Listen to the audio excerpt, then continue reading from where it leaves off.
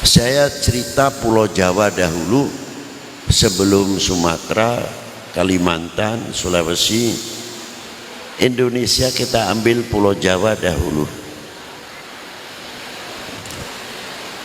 Tinggal kita mau mencatat, mempelajari mutiara-mutiara yang menghias, memagari Pulau Jawa ini sangat luar biasa. Di antaranya dari mulai Banten, Merak, sudah ada di atas tebing itu Maqamatil Aulia. Di Bantennya Maulana Hasanuddin, di Cikaduen tidak jauh Maulana Mansur, tidak jauh di Pekalongan, di situ ada makom Maulana Yusuf, cucu Maulana Syarif Hidayatullah, terkenal Kanjeng Sunan Gunung Jati, meninggal pada tahun 1568 atau bertepatan 990 Hijriah. Putranya namanya Maulana Hasanuddin. Beliau wafat pada tahun 1570 Masehi atau 992 Hijriah. Diteruskan oleh generasinya Sayyidi Syekh Muhammad Yusuf. Setelah wafat ayahandanya memimpin 10 tahun, Maulana Yusuf meninggal pada tahun 1580,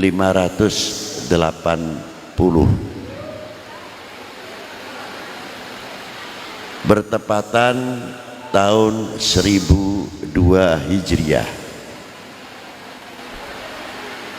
Kita tarik lagi makam panjang seorang ulama besar di Tangerang. Tarik lagi di Pantura, Jakarta. Di situ yang paling tertua dimakamkan di Kampung Bandan, As-Sayyid Muhammad bin Umar Al-Qudsi, meninggal pada tahun 1117. Dilanjutkan oleh generasinya Al-Imam Ali bin Abdurrahman Ba'alawi, meninggal pada tahun 1121. Tidak jauh dari makam tersebut yang terkenal sekali dengan panggilan keramat luar batang, yang Tumbahan, digantikan Ibn Abbas atau pemerintahan Abbasiyah wassalam. Padahal di zaman Abbasiyah terkenal dengan 1001 malamnya. Selesai. Ini contoh. Tapi dzurriyyah Nabi dan para ulama pada waktu itu tidak mengenal putus asa. Dari mulai abad ke-1, ke-2 sudah meramaikan ke negeri kita tercinta ini. Kalau kita mampu kapan-kapan bisa ziarah ke Barus di daerah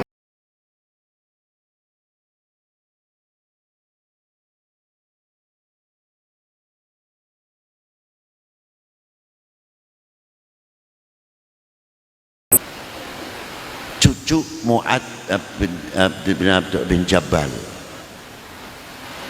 meninggal pada tahun 68 Hijriah, jadi abad pertama. Dan beberapa makam-makam yang lain sekarang alhamdulillah telah terpelihara lebih baik. Belum di Pasai, belum di Aceh, belum di Palembang dan lain sebagainya di Indonesia ini diteruskan oleh anak cucu Sayyidina Hasan wal Husain. Dari Imam Husain melahirkan Imam Ali Zainal Abidin, Imam Ali Zainal Abidin melahirkan Al-Imam Muhammadil Baqir, Al-Imam Muhammadil Baqir melahirkan Al-Imam Ja'farus Shadiq, guru Imam Malik, guru Imam Syafi'i, juga gurunya Al-Imam Ahmad bin Hambal. Ja'farus Shadiq bin Muhammadil Baqir. Ja'farus Shadiq itu ibunya Sayyidah Farwah bintil Qasim bin Muhammad bin Abi Bakrin Siddiq. Jadi Sayyidina Imam Ja'far Shadiq bin Muhammadil Baqir cucunya baginda Nabi, ya cucunya Sayyidah Fatimah, ya cucunya Sayyidina Ali, ya cucunya Sayyidina Abu Bakrin Siddiq. Ini sejarah.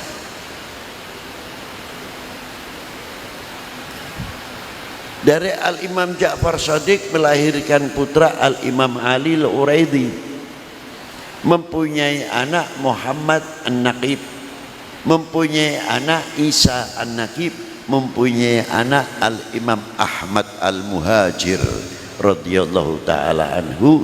Disebabkan Al-Muhajir pada waktu itu munculnya fitnah luar biasa setelah jatuhnya Baghdad oleh suku Zanji atau Hulagu. Syed Ahmad sampai dirinya masuk menyelamatkan, masuk ke sumur, ngumpet. Apa bahasa Indonesia ini ngumpet? Sembunyi. Nah. Terus beliau perjalanannya ke Syam sampai lanjutannya sampai ke Madinah, maka disebut Al-Muhajir. Begitu masuk ke Hadramiyah, tinggal di Tarim. Pada waktu itu di Hadramut madhabnya masih Ibadiyah. Masih madhabnya apa?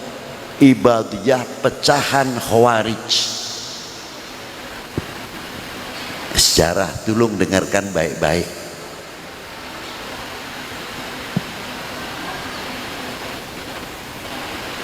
Bagaimana Al-Imam Ahmad masuk ke Hadramut?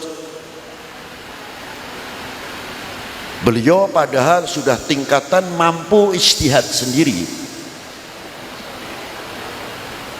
tapi hebatnya beliau lebih suka menggunakan madhab Syafi'i untuk dakwah di Hadramut, tidak mau benturan dengan Ibadiyah. Bagaimana supaya jalan bersama, sehingga madhab Syafi'i berkembang luar biasa. Karena apa? Tidak terjadi benturan.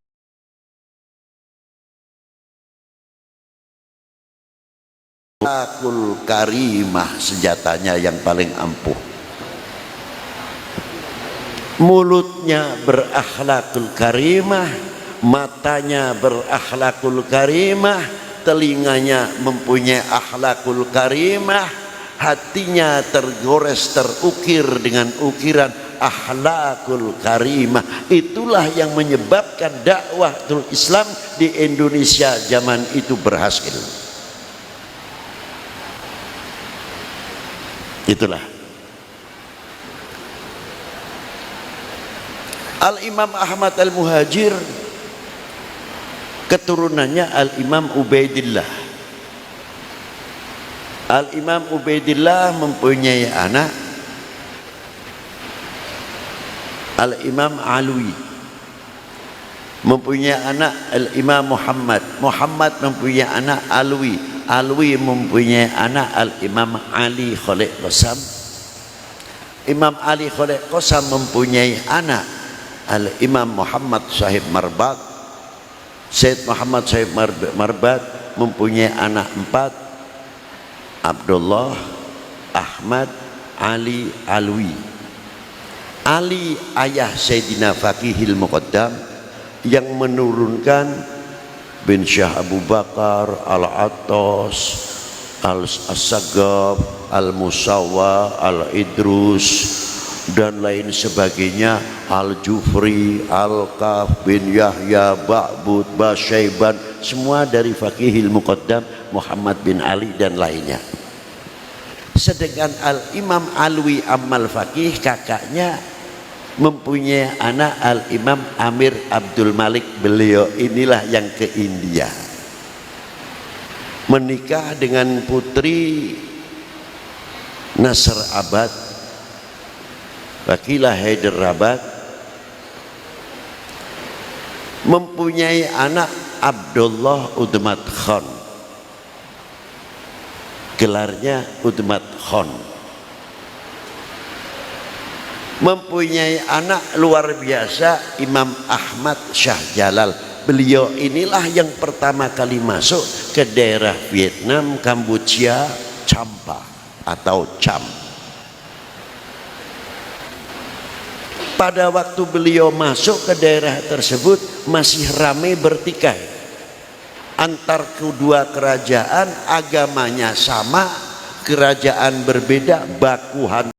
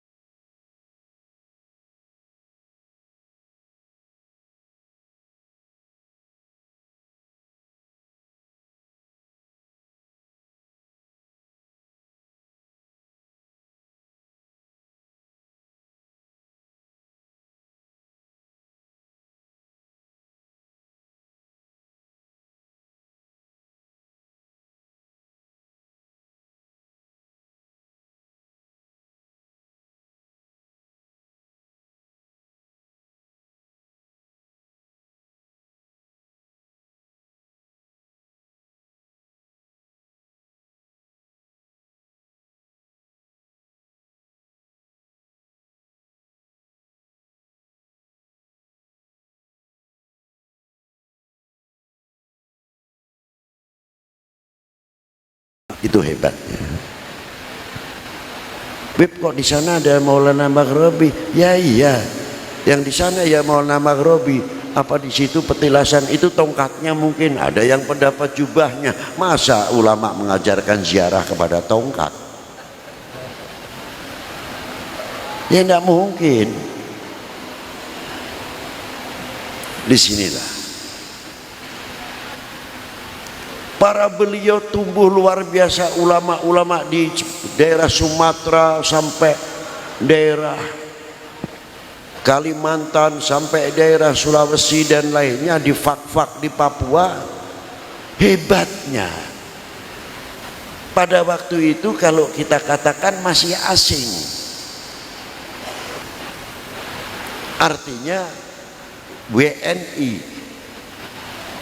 AWNA, warga negara asing, masih lahiran Kamboja, Champa,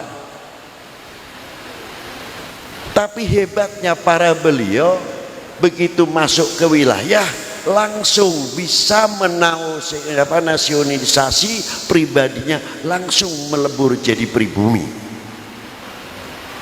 Tanggung jawab daerah wilayah yang ditempatinya dihantam oleh Portugis.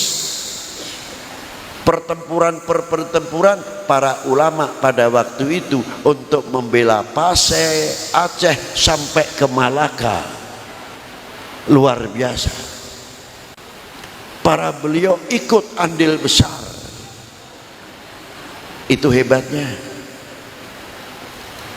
Jadi merasa memiliki benar.